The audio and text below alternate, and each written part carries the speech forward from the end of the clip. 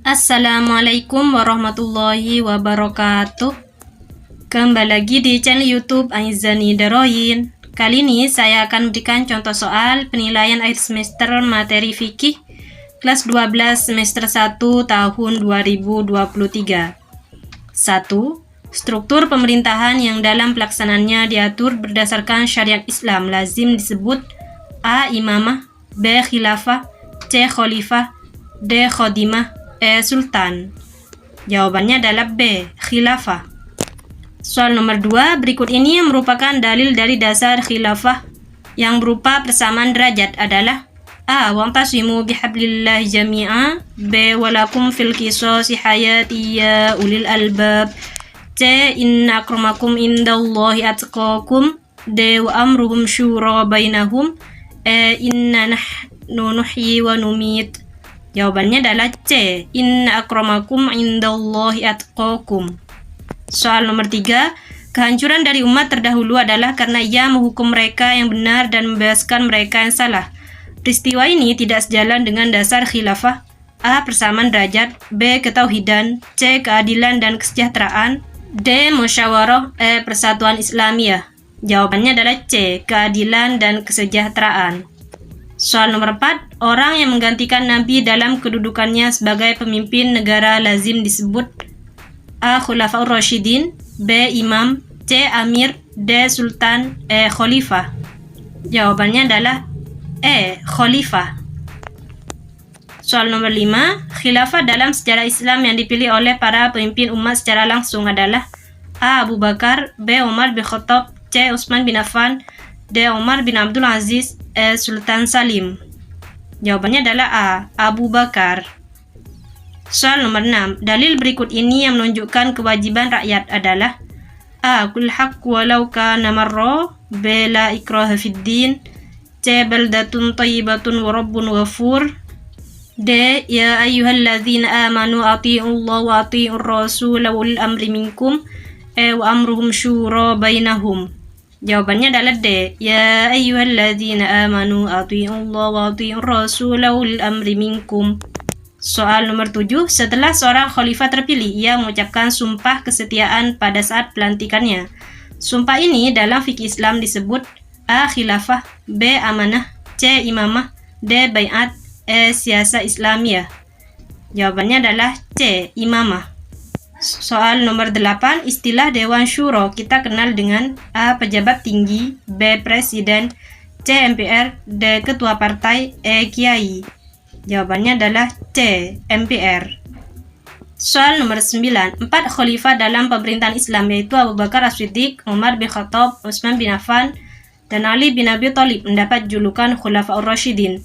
Arti Khulafaur Rasyidin adalah kepala negara yang A. Bijaksana, B. Disegani, C. Hati-hati, D. Berprestasi, E. Diharapkan rakyat.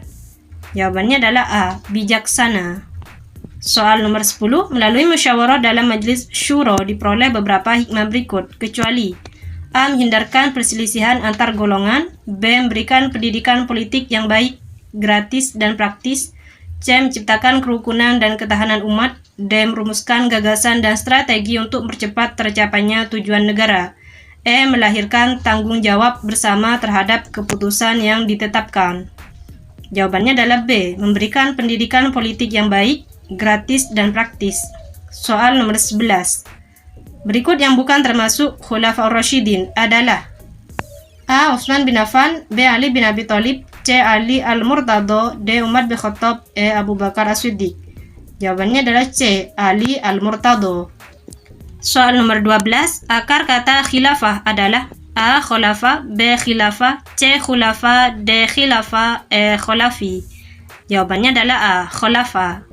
Soal nomor 13, yang termasuk sumber hukum politik dalam Islam adalah A. Al-Quran, B. As-Sunnah, C. Ijma', D. Al-Quran dan As-Sunnah, E. Al-Quran, As-Sunnah dan Ijma'.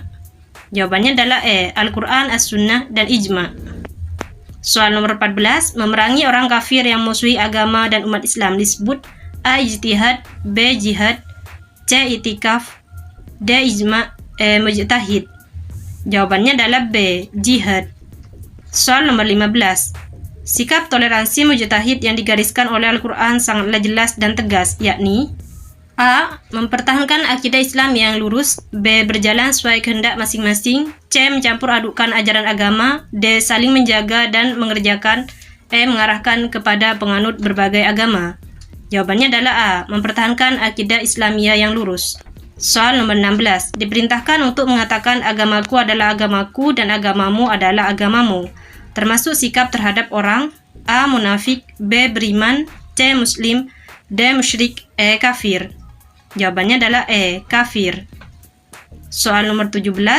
Tujuan diperintahkannya sikap menghormati terhadap orang yang berbeda pendapat adalah agar hidup manusia menjadi A. Bahagia. B. Tentram. C. Mewah. D. Seimbang. E. Gelisah. Jawabannya adalah B. Tentram. Soal nomor 18. Menghadapi orang yang berbeda pendapat dalam keyakinan, maka kita harus memiliki sifat A. Tenggang rasa. B. Keteguhan akidah. C. Hidup semena-mena. D. Pedoman hidup. E. Prinsip sendiri-sendiri. Jawabannya adalah B. Keteguhan akidah. Soal nomor 19. Toleransi antar umat beragama yang diajarkan dalam Islam dibatasi oleh A. Nilai-nilai luhur sosialisme. B. Kerjasama dalam urusan agama. C. Pengamalan sesuai ajaran agama masing-masing. D. Adanya penyatuan ajaran agama. E. Mendukung kelestarian agama lain. Jawabannya adalah C. Pengamalan sesuai ajaran agama masing-masing. Soal nomor 20. Berikut ini yang dimaksud orang kafir dalam surah Al-Kahfi ayat 29 adalah A. Orang yang berbeda pendapat. B. Orang yang hati dan ucapannya berbeda. C. Orang yang musuh Islam. D. Orang yang menganiaya diri sendiri. E. Orang yang tidak percaya kepada kebenaran Islam. Jawabannya adalah E. Orang yang tidak percaya kepada kebenaran Islam. Soal nomor 21. Perlakuan Islam terhadap ahli al-zimmah kecuali A. Merangi atau melawan. B. Hak perlindungan. C. Perlindungan nyawa dan badan. D. Perlindungan terhadap kehormatan. E. Tidak boleh mencaci. Jawabannya adalah A. Memerangi atau melawan. Soal nomor 22. Pemeluk agama lain yang mengganggu keamanan dan ketentraman bersifat dolim, dan yang kita diizinkan melawan adalah A. Golongan ahli zimmah. B. Golongan musakman. C. Golongan muahada. D. Golongan harbi. E. Golongan kafir. Jawabannya adalah E. Golongan kafir. Soal nomor 23. Tidak boleh membunuh anak-anak termasuk dalam A. Etika perang. B. Peperangan. C. Etika bermusuhan. D. Etika damai. E. Perseteruan. Jawabannya adalah A. Etika perang. Soal nomor 24. Seorang pelajar akan berangkat ke madrasah, kemudian dikelilingi oleh banyak pemuda dan para pemuda itu mendekatinya sambil menawarkan minuman keras dan mengatakan, "Buat apa ke madrasah? Lebih baik sama kita duduk-duduk." Kemudian tanpa dijawab sepatah kata pun oleh pelajar itu, dia berjalan dan terus berjalan dengan niat yang mantap untuk ke madrasah. Contoh tersebut merupakan contoh pelaksanaan jihad. A. Jihad melawan setan. B. Jihad melawan hawa nafsu. C. Jihad melawan orang kafir. D. Jihad melawan non-Islam. E. Jihad melawan murtad. Jawabannya adalah A. Jihad melawan setan. Soal nomor 25.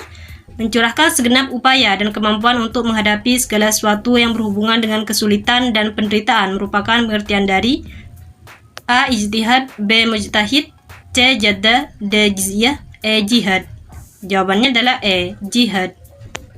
Soal nomor 26. Di bawah ini merupakan dasar jihad, yaitu A. Surah Al-Hajj ayat 74.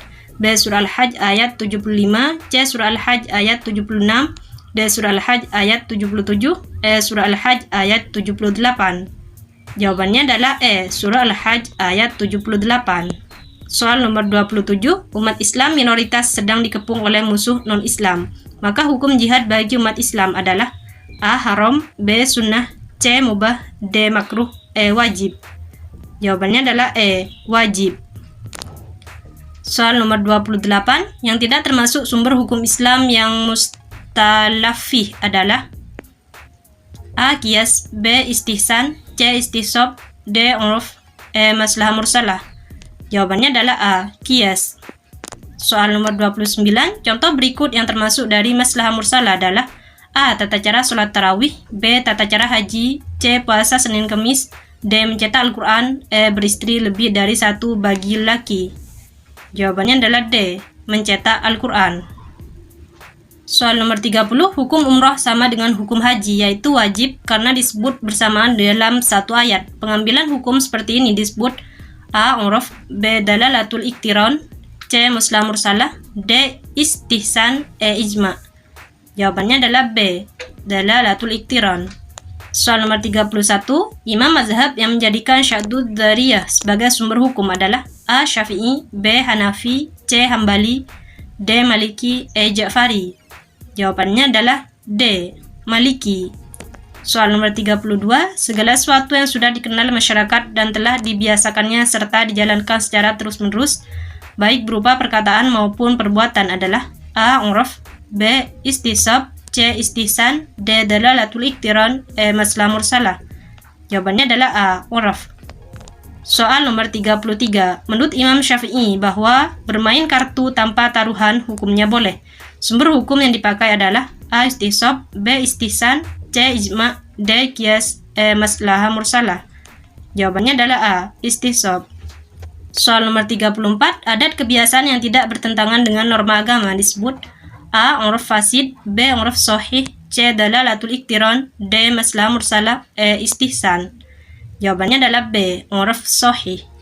Soal nomor 35, Imam Syafi'i menolak menggunakan istihsan. Perkataan yang dikenal berkaitan dengan penolakannya adalah A. Al-aslu biqaima kana ala makan, B. Al-aslu fil asya'il abihah, C. Min istihsani faqad syari', D. Al-yaqinu la yuzalu bisyak, E. Al-aslu fil amri lil wujubi. Jawabannya adalah C. Min istihsani faqad syari'ah. Soal nomor 36, hukum syar'i menurut ulama usul fikih dibagi atas dua macam, yaitu A. Hukum wajib dan sunnah, B. Hukum taklifi dan hukum wad'i, C. Hukum karohah dan ibahah, D. Hukum taklifi dan hukum amali, E. Hukum qur'ani dan hukum fi'liyah. Jawabannya adalah B. Hukum taklifi dan hukum wad'i. Soal nomor 37, segala sesuatu yang dijadikan oleh syar'i sebagai alasan bagi ada dan tidak adanya hukum. A. Sebab, B. Syarat, C. Mani, D. Hakim, E. Mahkum alaih. Jawabannya adalah A. Sebab. Soal nomor 38, tuntutan Allah yang menuntut untuk melakukan suatu perbuatan dengan tuntutan tidak pasti disebut A. Ijab, B. Nadab, C. Karohah, D. Makruh, E. Tahrim. Jawabannya adalah B. Nadab. Soal nomor 39, tuntutan Allah yang menuntut untuk melakukan suatu perbuatan dengan tuntutan pasti disebut A. Wajib, B. Haram, C. Ijab, D. Nadab, E. Karohah. Jawabannya adalah C. Ijab. Soal nomor 40, segala sesuatu yang dengan adanya dapat meniadakan hukum atau dapat membatalkan sebab hukum disebut A. Sebab, B. Syarat, C. Taklifi, D. Wad'i, E. Mani. Jawabannya adalah E. Mani. Terima kasih sudah menonton. Jangan lupa klik tombol like dan subscribe ya. Assalamualaikum warahmatullahi wabarakatuh.